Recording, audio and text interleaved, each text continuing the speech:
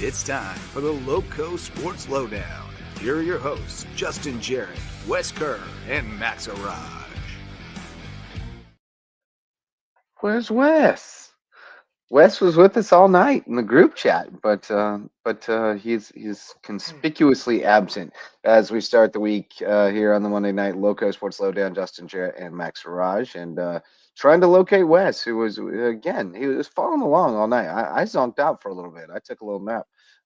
Woke up and checked all the scores on the group chat, but Wes was in there all night, so maybe he made it through the finish and then conked out. We'll see if he joins us here in a bit. But Max, what's going on, man? You got out into the gym tonight. Like I said, I stayed home.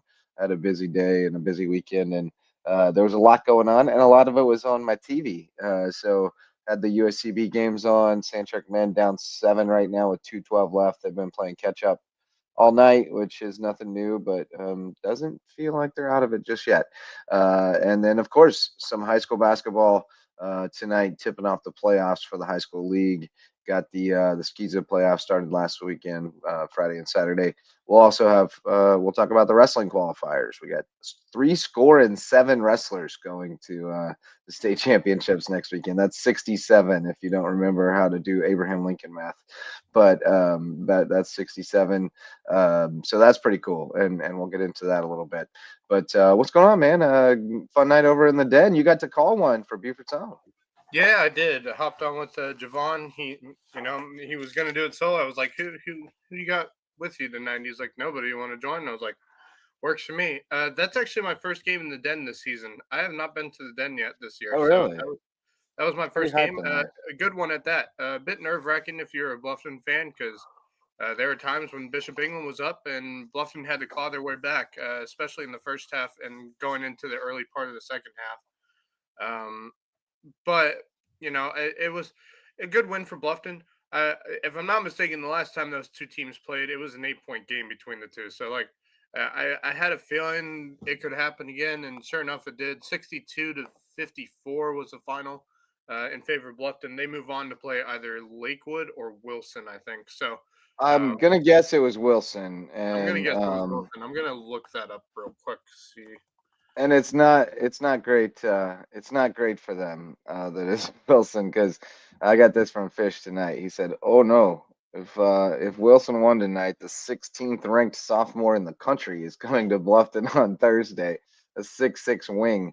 Matter of fact, they got a couple of 6'5", 6'6" D1 wings, including Josh Leonard, the region player of the year, who averaged 21.7 points, 10 rebounds, 2.8 assists, 2.5 steals, and a block. So it should be a really, really high-level basketball game. And at Bluffton on win. Thursday. Wilson did win over Lakewood, but it was close. 5-point game, 58-53. Really? So right. look, this is a Wilson team that's sitting at 19-8 on the year. So not a great record, but again, you got to look at their schedule, because it's not an easy schedule. I saw some. They're always good. Including let's see, West Florence. They've already played Lakewood this year, of course.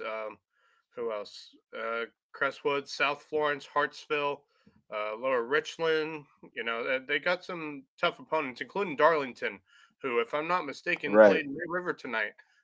They did, and May River got the dub. May River got the win. So May River will go on to their next game against. Oh boy, I don't have my brackets up here. Good question. Get your brackets. Let me look it up here. I got my brackets right here. Let me see if I can find this. The February frenzy is upon us. It may flame out early. It's probably going to be Gray, right? If Gray beat Aiken. Let me check real quick, see what the Gray's score was.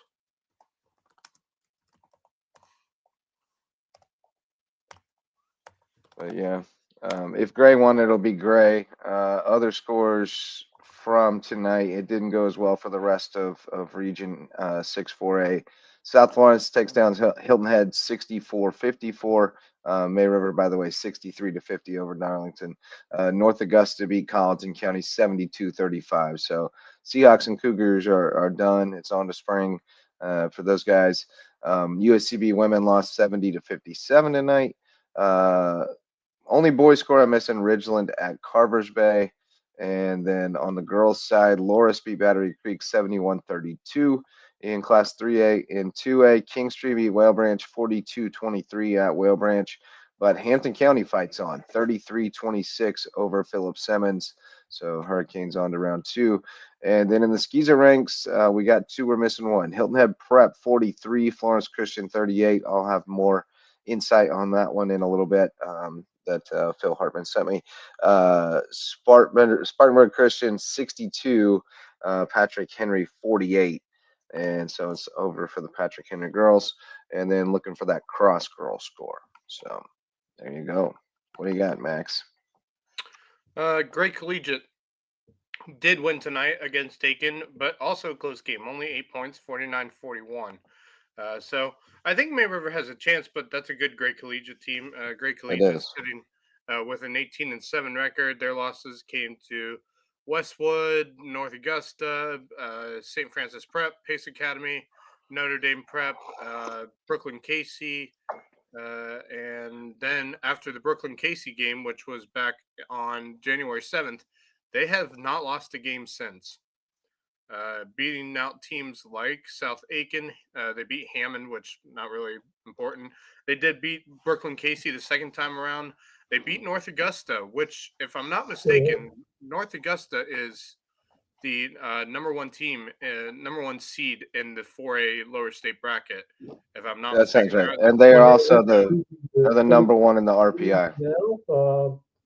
Hilton Head season ends. Good fight there, but 64-54. But I got to watch you, Max. First of all, great call alongside Javon. I love. Oh, and there goes his microphone. Well, I was trying to. Yeah, his mic's giving us a little bit of trouble. Yeah, Wes, your mic's a bit off. Try it again. I just made some adjustments. Oh no! Now we can't hear you at all. It's gone. We heard you, and now we don't heard you. We did heard you, but now we don't heard you. So we'll try to get Wes back up and running here. The Gremlins be out tonight, but he'll be back, I'm sure. Wait, USCB women's basketball played tonight? Yeah, they lost. The men are currently down 9 with 1:23 to play. Now down 8. Not coming up for me. They're at Aiken. Yeah, but okay. It's on PBC Sports Network. Here, I can pull it in. I've been watching it on the. They're down by telly. 9. They're down by 8 now. Oh boy, that's loud. Yeah, they're down by 8. I had it blaring for a second there. At my side. Gremlins today. Yeah, he is being gremlined in a big way. But Great Collegiate did beat North Augusta by 4 back on January, but they have not lost a game since January 7th. So, very hot team on a good run. Yeah, they're tough. There he is. Yeah, there it is. A 10-point lead. That shot off the mark and brought. I'm going to mute that because it's too distracting to me. But yeah, Sand Sharks down double digits now. Oh, Wes is gone again. Womp womp. It's a rough night. So that's going to be a tough matchup for May River next up for them against. Yeah, I mean, Great Collegiate team. Reality is we could lose them all in that round. As far as Bluffton, May River, they're both going to have tough matchups. Hampton County girls, I don't know offhand who they're going to have in round 2. But, I mean, anytime you get into second round of the playoffs, everybody could lose. Now. Hey, there we go. Yeah, my iPhone mic continues to show it asks my iPhone mic to turn on every time, and so I apologize if the last couple of times it's taking a while. But tough night at Aiken for both USCB teams, unfortunately. Yeah. E6G in just 24 seconds to go. Yeah, this is rough for USCB because this will be their second straight loss after what was a painful loss to North Georgia on Saturday. So They're going to need to figure something out because their remaining the schedule good thing is is rough. the good thing, the bad thing. I mean, the good thing is you get another chance. The bad thing is you don't have much time. You don't have time to make adjustments. You gotta go in 2 more days. So we'll see what they can throw at them. This was, I mean, still just a 10-point game as we head down to the final few seconds. But certainly you're gonna Yeah, learn a little bit no, more it's over. Wednesday, and I expect coming back to that energy of the fans over there at the Cove. I hope that can help turn the tide towards the Sand Sharks keeper, but makes it a must win. Yeah. I mean, it kind of feels like a must win. It kind of does. Now, how did Lander do today? Because they're the team that's chasing them for that top 4 spot. I think they're a game back. Is Great question. As we all go to click clack over to our Yeah. Lander. I don't think they played They did not Augusta. play tonight, but they won. Yeah, they do. They're playing Augusta tonight. Oh, they got 2 against Augusta. That could help. Yeah, well, everybody is in that boat because all the games that got iced out. Well, not everybody, but everybody who got their games. Yeah, here's Lander's remaining schedule, which kind of somewhat a little bit helps USCB, but not really because USCB almost kind of has the same schedule. They got 2 against Augusta, then they got Columbus State at Columbus State. Then they play Flagler, and then they finish off the season at Aiken. So 76-73 Augusta with 1 second to go. And so it looks like Lander might get one more possession because Augusta just made a couple of free throws, so Lander may have one more shot at it. But that's 76-73 will give you you beat me to it. Crap. 81-71. Don't go to Sand They better get it together before Wednesday. Or interesting. That's going to be the schedule. Unfortunately, the schedule does not get much easier for USCB down the stretch. You know, that win against North Georgia would have been huge. If they would have gotten that win against North Georgia on Saturday, it would have helped them so much more coming into this stretch of games that they have to finish off. Because not only do they have to play Aiken again, they also have to play Augusta. They have to play Columbus State, who are all up in the top 3 spots for the Peach Belt standings. If they want a home game as the 4 seed, they need to win. Well, they have to get some quality wins because they're the last couple of games. Going to be 2 or 3 of their remaining games they're going to need to win. So the remaining schedule after this one, as you mentioned, they played Aiken again at Flagler, which they lost to at home. Columbus State, who leads the conference, and Augusta to close out the schedule. That's at home. The last 2 against Columbus State and Augusta back at the Cove, and Flagler, of course, on the road, which is never easy. So there's no gimme at all left on the schedule. So St. George can dig deep these last 2 games. Thankfully, the 3 of their last 4 are at the Cove, which is nice. Yeah, that's a huge boon for them being at home. But like you said, they got to go to Flagler. That's gonna be a tough one. So yeah, they got to steal everyone they can, but especially got to take care of home. That's the biggest thing at this stage. I was trying to get us to 2A girls brackets. Hampton advances. They're probably going to Lake City. It has gone final. Augusta hangs on 76-73 Relander.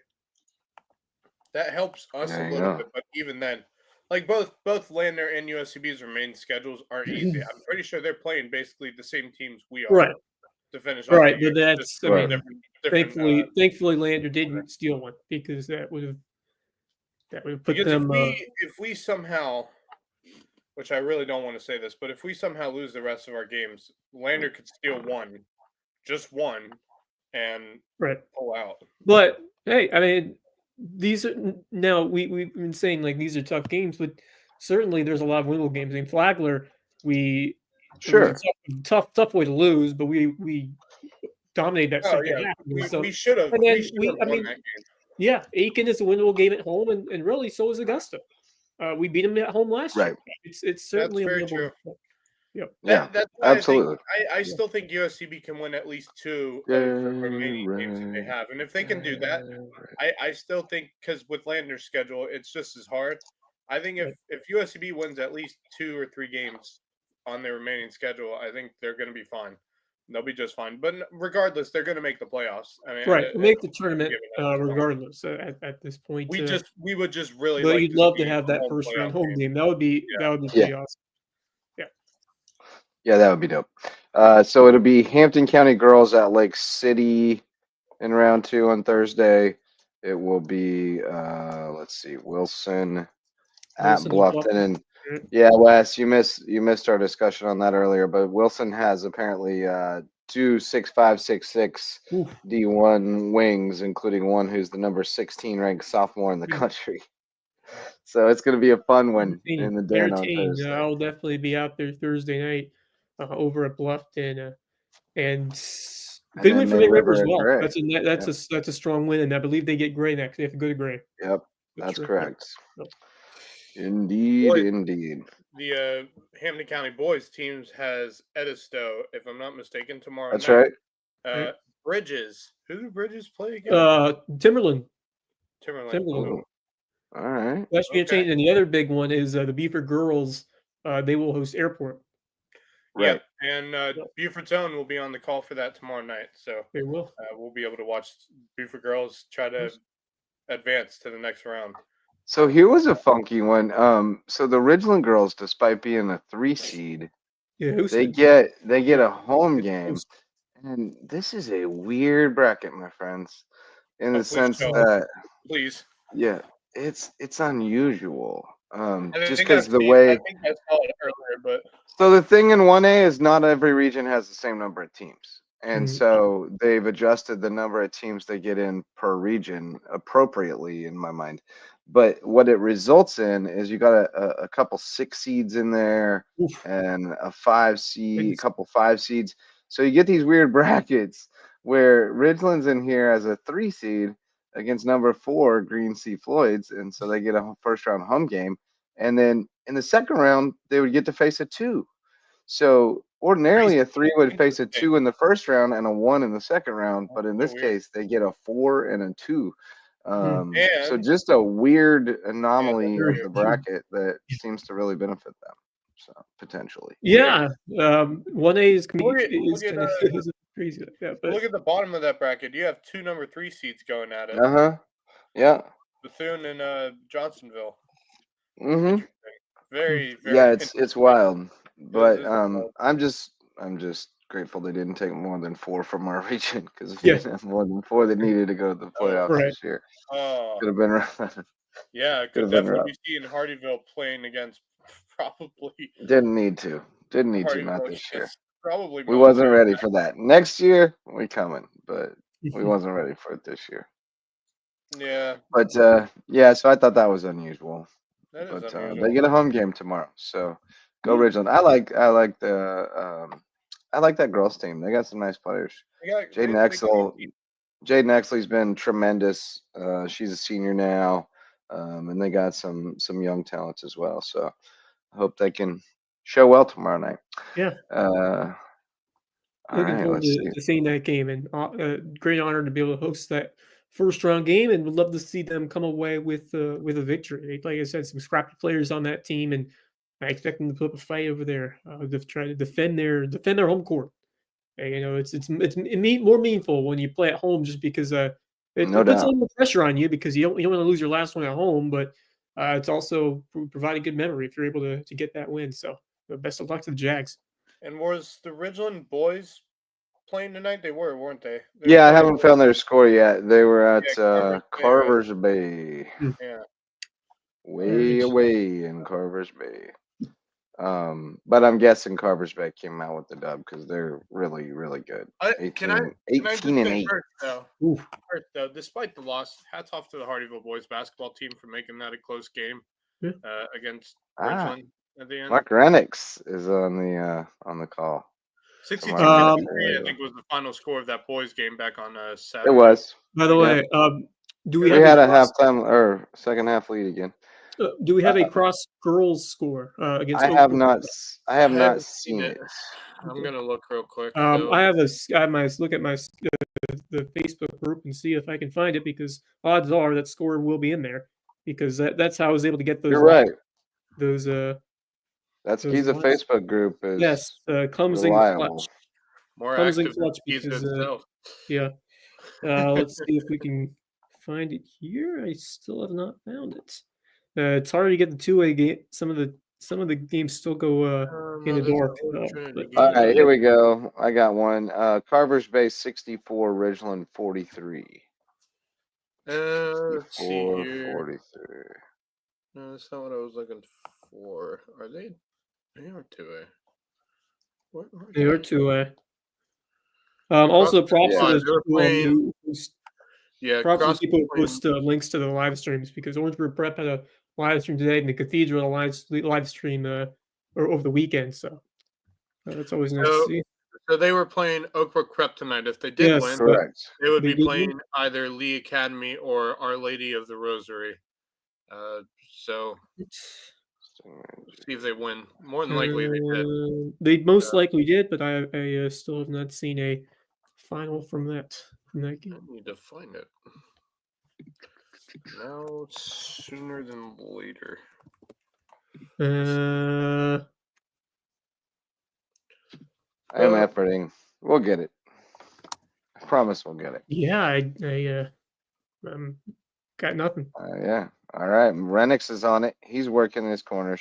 I've checked with my people as well. We'll get it figured out here.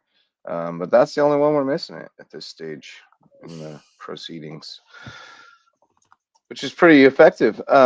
Pretty efficient tonight. Had our people working around the state helping us out. Literally, Kyle Gibbs was helping me out. I was helping him out. Yeah, I guess they were playing a 4-win team, so pretty safe to say that Cross probably got that dub tonight.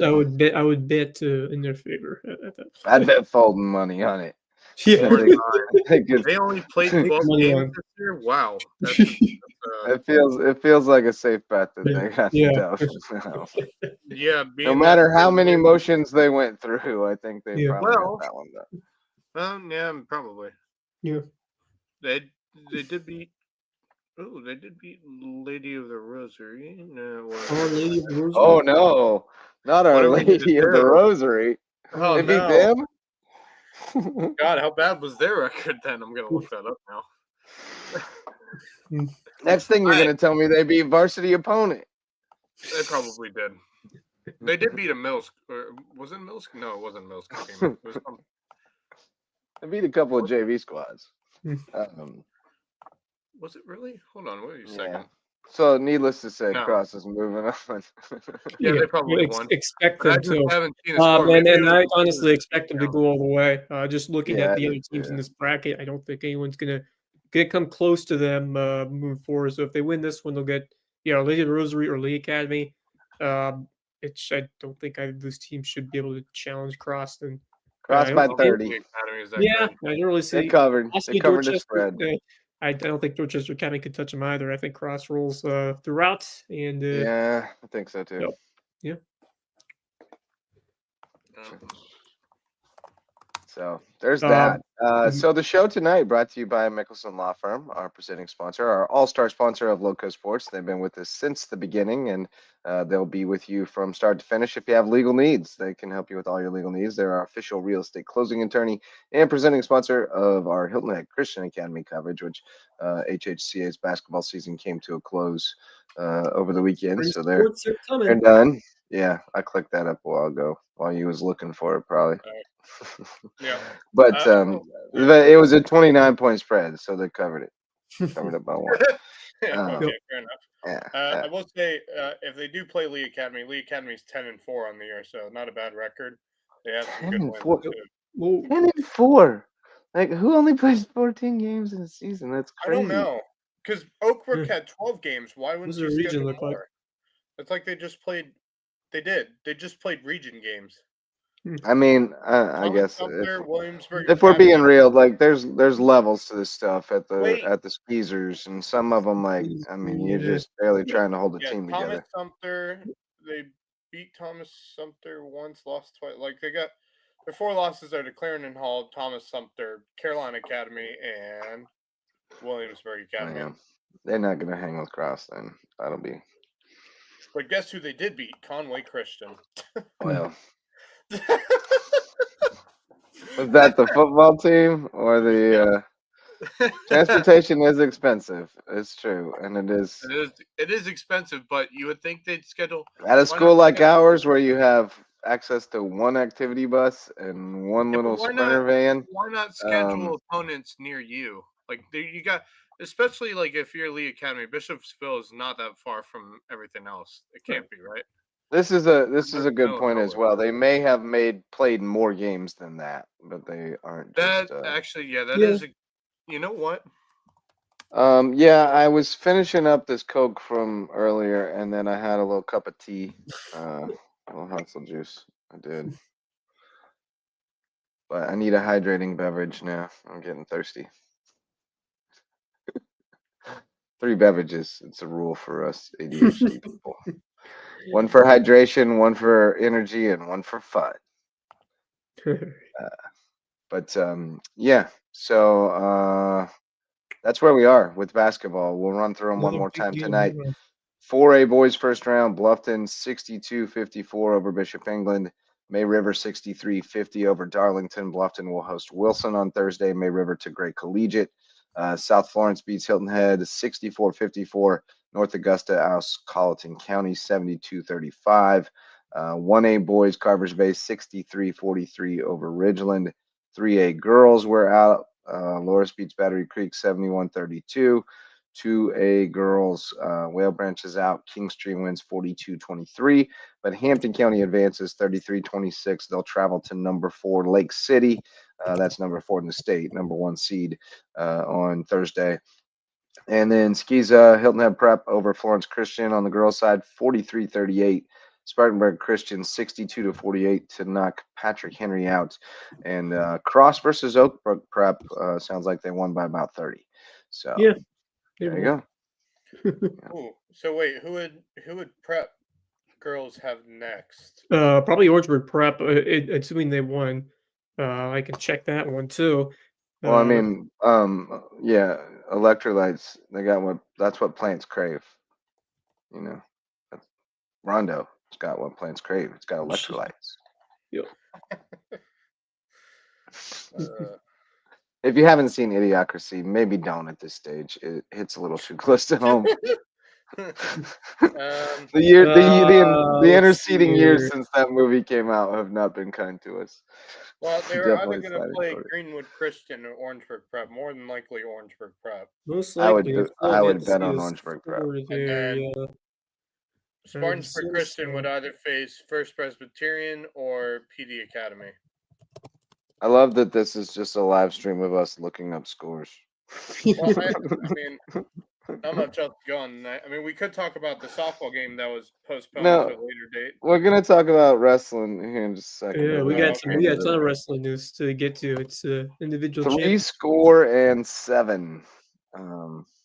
Upgrade. 2 Ds with double dose destruction. Upgrade. Let's see. Kevin Lippy, Where was I? Where was I? I was talking about wrestling. 4 score or 3 score and 7, not 4 score as he once said, but It 3 is score and President's 7. Day, so you can quote the Abraham Lincoln. Yes, indeed. In honor of President's Day, we'll use Abraham Lincoln math to describe the number of qualifiers. Now, worth noting that this is the first time that we'll have 16 state qualifiers at each weight class in each classification in South Carolina. It's always been 8, 4 from the lower state, 4 from the upper state. So, it's natural that this would be the biggest number we've ever seen. That makes sense, and that every team would have more state qualifiers than you would ordinarily expect, maybe. But nonetheless, it was an impressive showing. In Class 4A, we got 32 guys going. May River with 12. They took 13, 12 of them advanced. They had 4 champs. Calderon at 106, who's a freshman, and I think he's got a real chance to win state. Marcus Falk at 120. And then Blake Butler at 150, who's got a great shot at getting a rematch for that state championship. And then Joshua Echeverry at 175, also with a real good chance to win it all. Buford had 7 qualifiers, couple of champs, Antonio McKnight at 144 and Colton Freeman at 190. And then Bluffton with 6 qualifiers. Gabe Fulton won it at 165. Hilton Head qualified 4, Colleton County qualified 3, and I will pull up all the qualifiers here. How about that? There's the 4A qualifiers. Our boy Bo Gwynn, Bostradamus, finished 4th.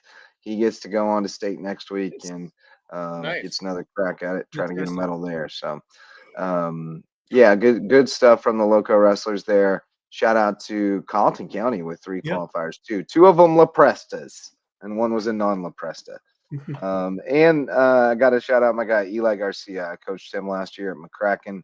Never known a kid who loved the sport more than him or worked harder at it. And he got a big win over Ryan Seaman from May River in the semis. Ended up finishing 2nd. Bryce Stevenson ended up finishing 3rd, and then Santino Caminal from Beaufort was 5th there. So those 4 guys are all pretty evenly matched, and how it goes next weekend, if they face off, could go any way. But I think at least 2 or 3 of those guys have a chance to medal. So got a bunch of studs there. 3A, Battery Creek, taking 13. They took 13, they qualified 13, so that's impressive. Wow. No champs though for them, and Chris Martinez, who's a freshman, was the only one to make the finals at 165.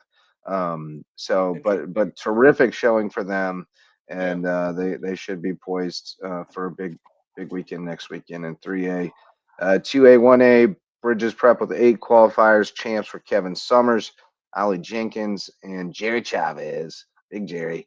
Whale Ranch with 6 qualifiers. Awesome stuff from them. And then Hardyville, the Canes get their first state qualifier in their first year of varsity wrestling. Brian Sanchez, senior 126 pounder, slipped in their 8th and gets to go to state. Fantastic. So very cool. And then on the girls' side, 7 qualifiers, 4 from Hilton Head, 2 May River, 1 Beaufort. Elysia Mullins from Beaufort, 1 in at 107. And then a trio of Hilton Head girls, Jordan Mutry. I left a D out of her name. Jordan Mutry, Jada Lawrence, and Michaela Henchy. And that's spelled wrong too. All winning titles.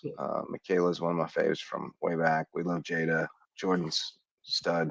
So congrats to all of them. I know. Qualifying 7. That's pretty impressive just to see how that program's been doing. Obviously, May River, no surprise to see them bringing 12 to the state championship tournament. So fantastic work once again from the Sharks, looking to back up that state title.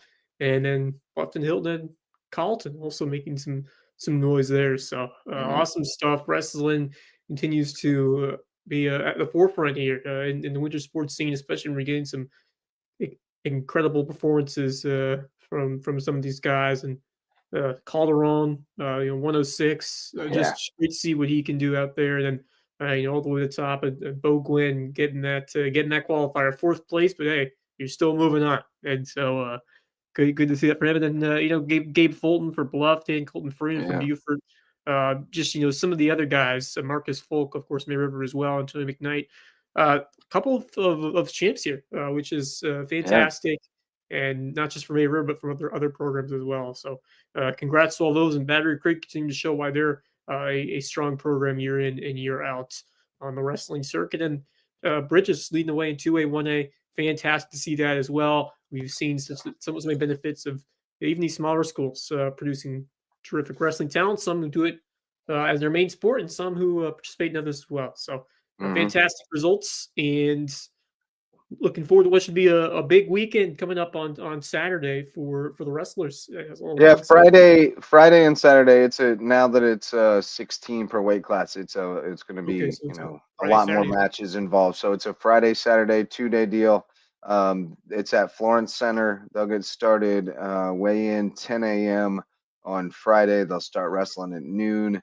They'll wrestle all the way through the championship semifinals and the first round of consolation on Friday. So, that first round of consolation will eliminate some wrestlers.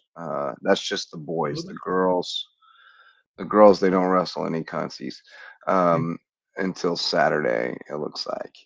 And then Saturday, they'll weigh in again at 7 a.m., get going at 9, and be done, looks like by 6:30 or so is the plan. So championship finals around 3:30 on Saturday. So, and I believe that'll be on NFHS Network once again, and you'll be able to keep tabs. That in the past they've had camera. Like it's kind of hard to follow because they have a different channel basically for each mat, like a different stream for each mat. So you got to like go out and back in to get where you want to go. But it's still pretty cool because you can look ahead and try to figure out what mat you guys are going to be on and follow them, or you can just put it on one mat all day and watch it. But no, it'll be cool. We'll have a ton. I mean, if you turn it on, you're going to see local kids wrestling. We got 67 of them involved. So very cool. Shout out to Reverence Wrestling Club, our official wrestling sponsor and presenting sponsor of the Lowco Grind, for all they've done, not only to support Lowco Sports, but especially to build up youth wrestling in the Low Country and just give kids a spot to go and get better. And they have done that. I mean, if you give kids the resources to work hard and get better, there's going to be a bunch of them show up and do it. And we've seen that all over the place. We've seen it with our little One Lowco clinics that are just getting started. But you tell people you're going to be there to train them, and they show up. Like it's a cool thing. So let's hope people keep doing that. But all right, boys, that's wrestling. I love wrestling. What else do you want to get into tonight? Couple USCB items. Unfortunately, baseball did not have a great weekend over. Although they had very similar story to what we've seen before this year, especially on Saturday where they had a decently sized lead they let slip away, and then they lost again on Sunday 8-5 in a tight game. So unfortunately for the Sand Sharks, some more patterns of faltering late in ball games, which has been a theme early, which is not great to see. But at least the offense has been producing for the most part this year, but they just have not been able to shut the door when they've gotten leads. Yeah, and I think the biggest issue right now is the bullpen. I mean, when the starters usually have been great this year, and the offense has helped those starters stay good, but when you bring the bullpen in, for some reason they just have not been able to hold on to leads this year. I mean, granted, if I'm not mistaken, that Florida Southern team is currently ranked nationally. So that's a pretty good team, but it's we saw it against even that first weekend series. More so the second one when we played Albany State, where they had a couple of sizable leads, but it's still a strong fight against a quality team. You'd love to have picked up at least one of those, but hey, like I said, records don't matter at this point of the season. It's all about improvement, and you're open to get to that point when you begin Peach Belt play, which I believe is next weekend, is when you really want to be on the top of your game and hold those leads if you get them. And so a lot more baseball coming up as we really get into the meat of the season and conference play. They're going to need to figure that bullpen out, because if they don't, it's going to cost them. Because they got. I will say, Ian Barnes has shown that if you can get to him in that 8th or 9th inning, which he will probably end up working like multiple innings if it's a tight game. I'm sure that Faulkner will rely on his arm, because I think if you figure the bullpen out and you can get that bullpen working really well, when they figure that out, this team is dangerous. We've seen the offense that they have put up. They've scored runs this year, which is something we couldn't really say about them last season. And so the offense is there. The starting rotation is definitely there right now, regarding injuries happen, which can and probably will. Yeah, the bullpen. We're hitting 274. That's why you carry 50 pitchers or whatever. Yeah, right. If you figure out the bullpen situation, which has been an issue for them and has cost them some games, you figure that out. This team is dangerous. Yeah. Very dangerous. Yeah. Well, and we have some power bats this year. I think one of the big topic points last year was who's going to provide those doubles and those home runs. But we have a couple of guys this year, especially Cooper McDaniel, Carson Weathers are really rounding the form, but also Joe Turner. And then Luke Doty's had a pretty solid start to his season as well. But yeah, McDaniel leading the way, batting .386, and he's got a home run to his credit, along with 10 RBIs. So he's been strong, especially recently. And then Carson Weathers has come into his own as well. So the offense has shown itself. And now can we get better production from especially that bullpen? But the starters have done a solid job for the most part. But it's just going to have to be better across the board from your pitching staff if you're going to win some game, because there are some numbers you don't want to see on the ERA side of things. You want to see those big numbers over there. And I think that's kind of been the the bugaboo for the last few years, right? Is the pitching development. They just haven't been able to develop pitchers very well, and haven't been able to develop a lot of depth. I think they made a change that I think they have a new pitching coach this year. Not that they made a change, but I know Zach Roberts stepped away and took a job outside baseball. And so I think they have a new pitching coach, and so you hope that you see development right over the course of the season, and you don't need everybody to develop. You need 12 of them to take a step forward. It's a whole new pitching core compared to last season. Yeah. So I mean, early on, they're still at the stage where they're throwing everybody to see what it looks like and see what they've got, and they'll shorten that rotation and tighten things up and figure out who can do it and who can't. And I'm not too concerned about the pitching staff yet, just because we're still in that stage where you let everybody do it and see what you got. It's only February, like we still but it will be interesting, like who throws on conference weekend, because it's not this weekend, but next, last weekend in February. Who throws on conference weekend, and what's that look like? When you take away all the noise and the chaff, what's it look like? One more game before Middle Georgia State on the road, and then Augusta. That's what else. Yeah, I'm just excited for them to come back to like they're a month. They have a long road trip. Their next home game, which is not until the 11th of March. So they got. Oh, they don't even. You're right. Yeah. They don't even play again for a week and a half after Tuesday before they go into the. They don't play again at home until. And then they got Georgia South. They go to Georgia Southwestern on. Georgia Southwestern, and then Georgia College. So their first 1, 2, 3 Peach Belt series are all on the road. That's not easy. That's a lot of travel. Wait, so they do go to Augusta this weekend? I don't have that on. No, this coming weekend. That's what I'm seeing in the schedule. They do go to Augusta. Yeah, I didn't have that on there. Series. Somehow. Yeah. That must have changed it somehow. Unless they change it to more. What's up, Tater? Tater's checking in. I think there may have been some error or something in the schedule where it shows Augusta, but it's marked softball on the baseball schedule. So we'll have to. Investigate that. Yeah, we'll ask Bracken when we get to it. We sure will. But on the other side, speaking of softball, they're playing lights out, despite the fact that they had 2 games postponed. Of course, me and Wes were on call on Saturday, and of course the game was postponed due to rain. The rain didn't stop, and there was more rain coming, according to the weather forecast. So we had to postpone that game. And apparently those 2 games with Southern Wesleyan at this point will be played at a later date. So we will hopefully or it won't. Yeah, one or the other. Whatever happens first. Well, I will say a terrific start. They're up 6-0, and Sierra Kinlaw was fantastic in the circle, as you would expect. But the offense was churning, and it was just beautiful softball to watch. I mean, execution was nearly perfect. I tell you what, man. I tell you, that softball team. This team's looking scary in this conference. They're ready to make some noise now. They want to scare the living crap out of anyone who plays them in conference play this year. And I think they're fun. By the way, they're a ton of fun. I was sad to see that game get canceled or postponed, because I was having a blast those first few innings, and then I was happy to be with you for that, Wes. I was excited to get on. We'll have to get it.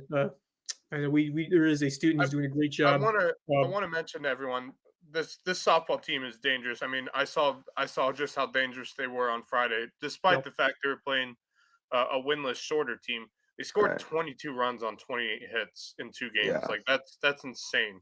That's an insane amount of numbers, insane amount of stats, insane amount of runs.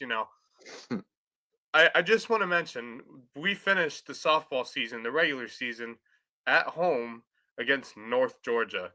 I am looking forward to that series, because let me tell you.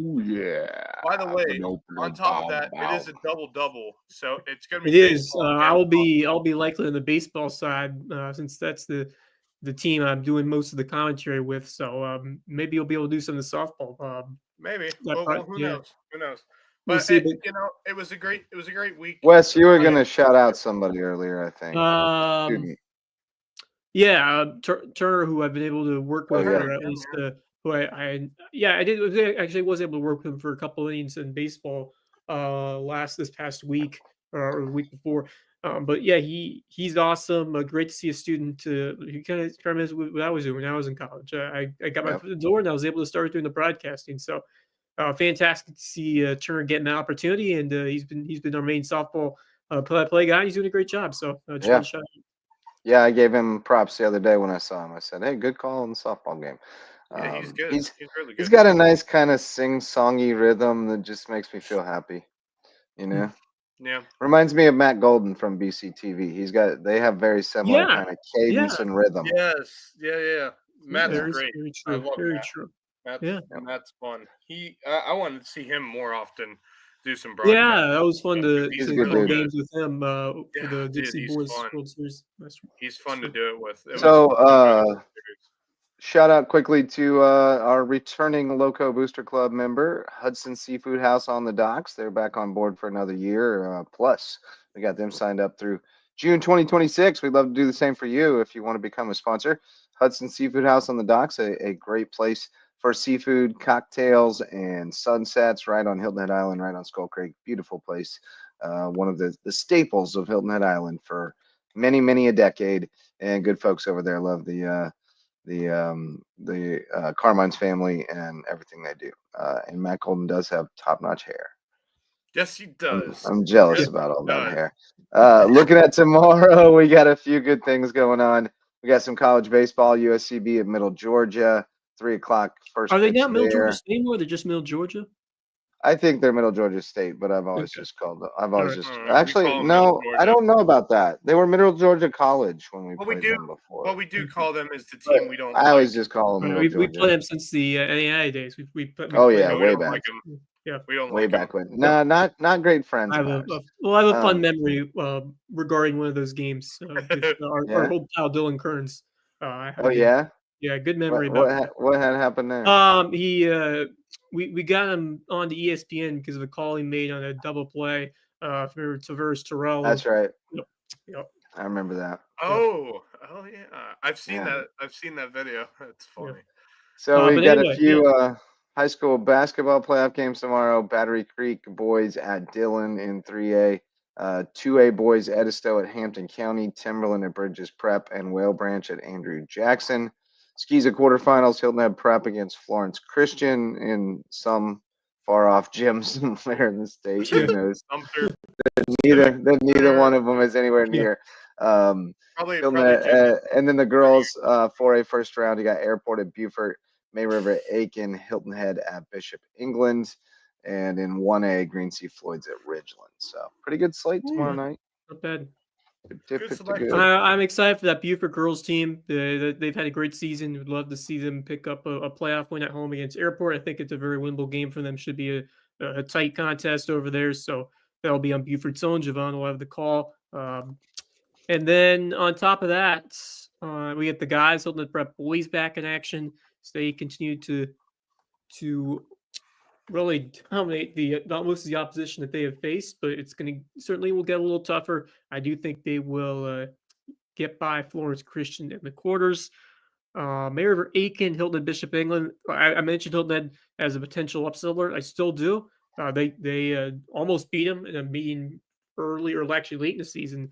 Hilton Head faced Bishop England at home and nearly knocked them off. So I expect a possible tight game there. And you have some shooters who can make difference, like Amala Roten and some even like Abby Onan alongside such a great defender, rim protector, and Leah Jackson, who is such an enormous piece of that team. So I think the opportunity for an upset is certainly there for that Hilton Head team. So that'll be on my watch list for sure in terms of the games that I pay close attention to tomorrow. Maybe River Aiken should also be a fun one. That should be anyone's game as well. So a couple of really good girls for a first round matchups there. And then Timberland Bridges Prep. I expect Bridges Prep to win that game, but I still think it'll be. I think it'll be a little close. I think Bridges Prep is going to have to earn that one. But I do think that the better team in Timberland, love to see what Marion Wilson can do in a playoff game like this. And then Hampton County facing Edisto. You never know. That's a region rematch. We saw what Bishop England did.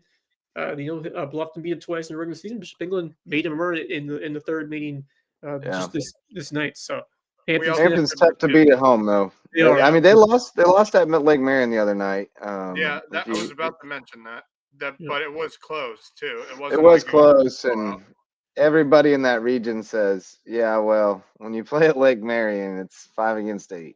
And I don't get into all that, as you know, but I do know there's places where it happens, and it sounds like, I mean, I went to the region meeting and heard about places where it happens in our league too. I mean, it happens. It happens.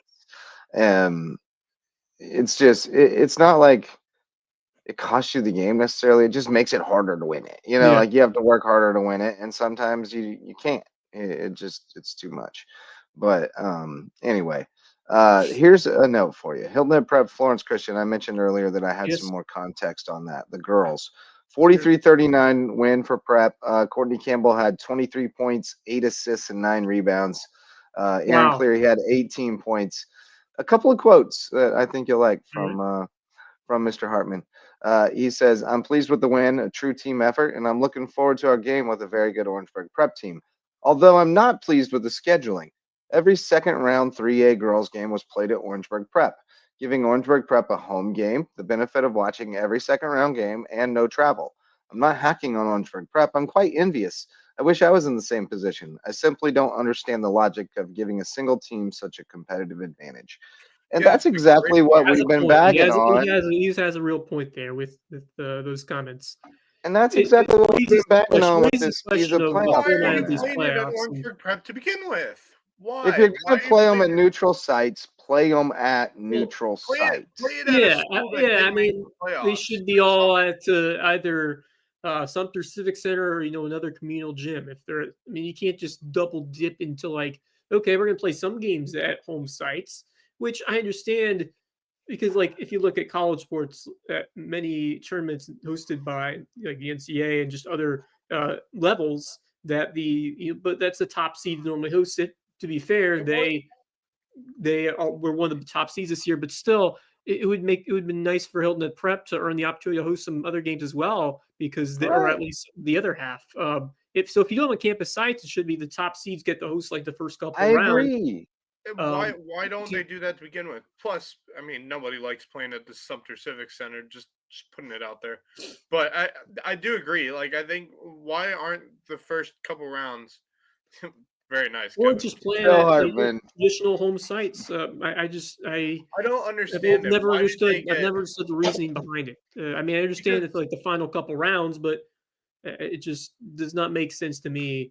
Why? Honestly, the only explanation that's ever made sense to me is cronyism and letting your cronies get the gate on these playoff things. Like, that's the only thing that's ever made sense to me. Because they'll tell you it's about travel, but everybody ends up like, it's not fair, because the people who don't have to travel, and everybody else has to travel. Like, it just doesn't. It doesn't make sense. It just doesn't make sense. It's unfair competitive advantage sometimes with some of this. I mean, honestly, it's worse than Oklahoma softball's unfair competitive advantage of the national championship being played in their backyard every year. Yeah, that's very true. But I honestly don't understand why Skiza. Well, Lewis Clark gets to play at. Just stop right there. I don't understand why Skiza. Here, dot. That is true. Honestly, that should be a whole segment. I don't understand why Skiza. Smart. Yeah. Why can't they do anything smart? They play in the gym for neutral site games. They play in the gym. Why is everybody so stupid? Why can't they be intelligent like me? God, it's so annoying. Why can't, like, first off, they play in the gym for their neutral site games for the playoffs, usually at the Sumter Civic Center, which, by the way, the worst place for a state championship game. It's horrible. We've been down that road. 30 years past the renovation, but there are at least 3 rundown fast food restaurants within 10 miles of there, though. So yes, agreed. You can't find food anywhere near that place. Plus, it's in the It's middle just a of nightmare. nowhere. Like, why can't you do it at like a big Well- big public high school that doesn't have Yeah, any that would make basketball games sense, but played? you just never know. Because they don't like to go to public high schools, sir. Yeah, That's the whole reason why they have a Why not league. go to a Yeah. small college that's not using the Look for- basketball gym during the week Yeah. of the tournament, or something stupid. I don't know. It just but scheduling can be because a lot of those teams still have like games going on and this season. So Yeah, it can be I don't know. complicated. I mean, the easy solution is just let the higher seed host like every other Right. freaking level of Right, basketball. but you do need a neutral site for the And championship. then play if you You have do, to. Then play but the that's state got to be championship. easy enough to find. Then play the state championship games at the Sumter Civic Center. Like if we're gonna do any neutral site games, That's have fine. the actual state championship game. I don't mind the Sumter Civic Center. I mean, I don't either. I think it's actually fine. Like I bag on it, but it's actually pretty good for the state championship. It's not bad. It's just a weird arena because it feels like there could be a rodeo or something in there tomorrow. Like it's just a strange. Just like smack dab middle of nowhere, really. Yeah. Like It is absolutely that. It is in the middle of nowhere. Right. And I got story. I remember Kathleen Clore, my old one of my first colleagues at the Island Packet, missing a whole Hilton Head Prep girls state championship game, getting there when they were cutting down the nets because there was such a pile up on I-95 she couldn't get there. Oh man. Yeah. She was calling me like, I don't know what to do. And I was like, I don't know what to tell you. Time stops for no one. Like you'll get there when you get there. That's crazy. All right, well there you go. Hilton Head Prep. Yeah. I have a feeling that's going to be a decent game against Orangeburg Prep too. Orangeburg Prep's not a bad basketball team. I think they can give. No, that's going to be a good game. I think Orangeburg Prep is really tough. I think they have. That's going to be a very, very good game. Two teams you got to buy in the first round. So yeah, I think the winner of that one probably wins the state championship. In my opinion, I think those are the two best teams left. Probably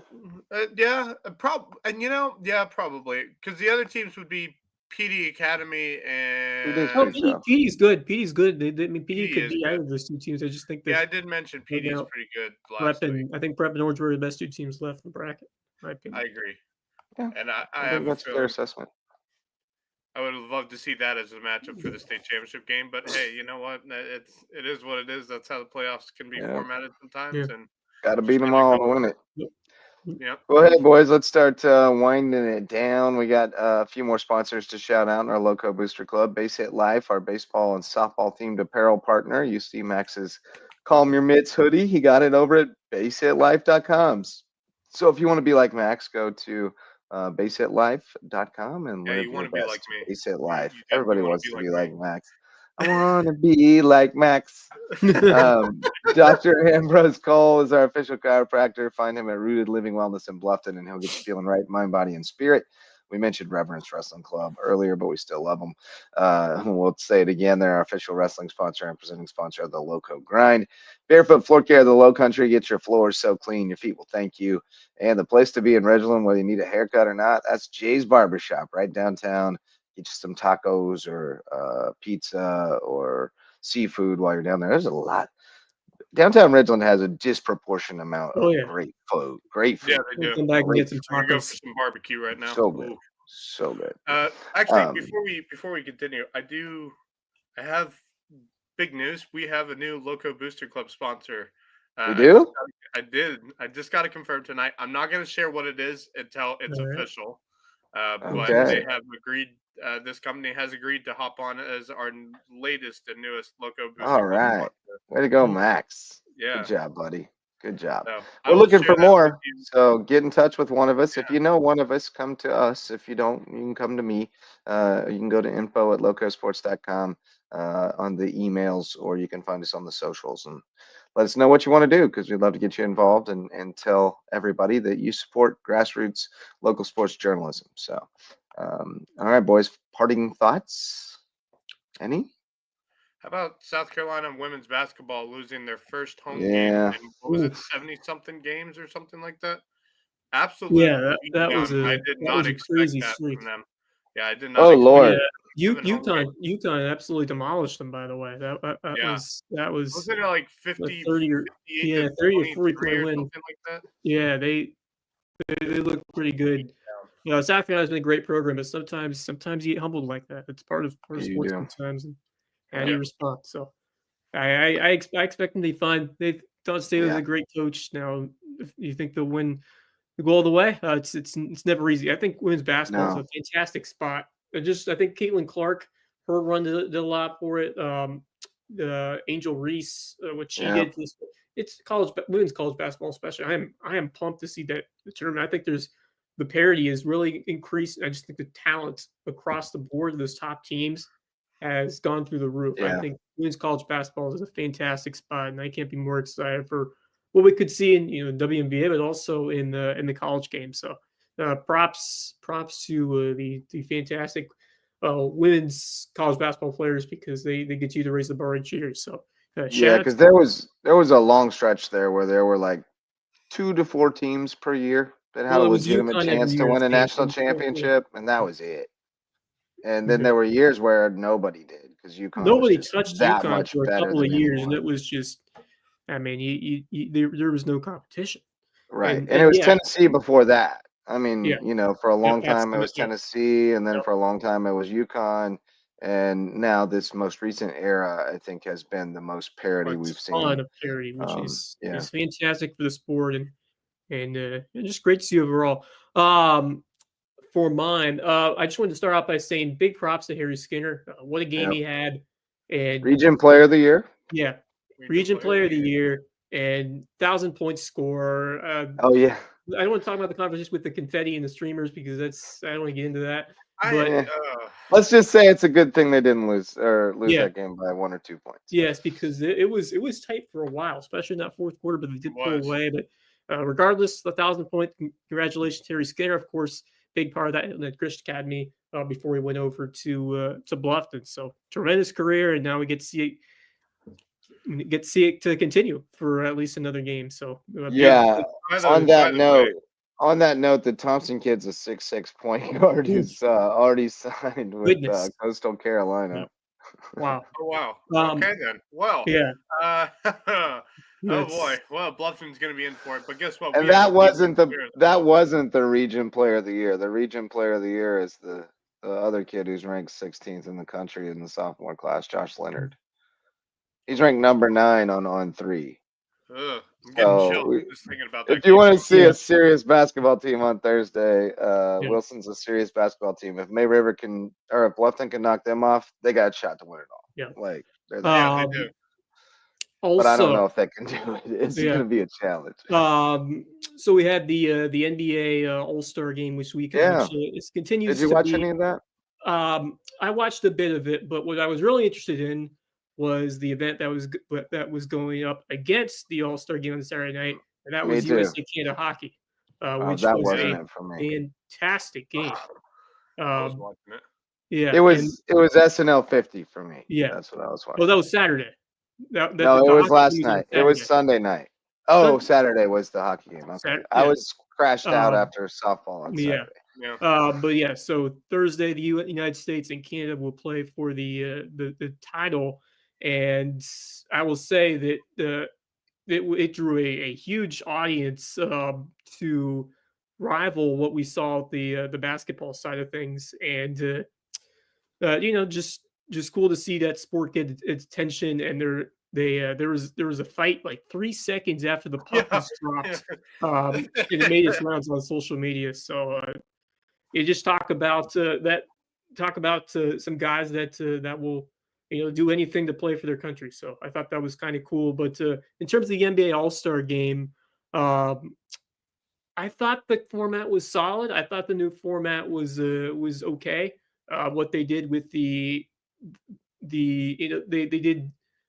had 4 different teams play like a tournament style thing. It was a little different, but I thought it was still effective. But it just, the only All-Star game that I think is a tier of its own is baseball. I don't think anything touches baseball at this point.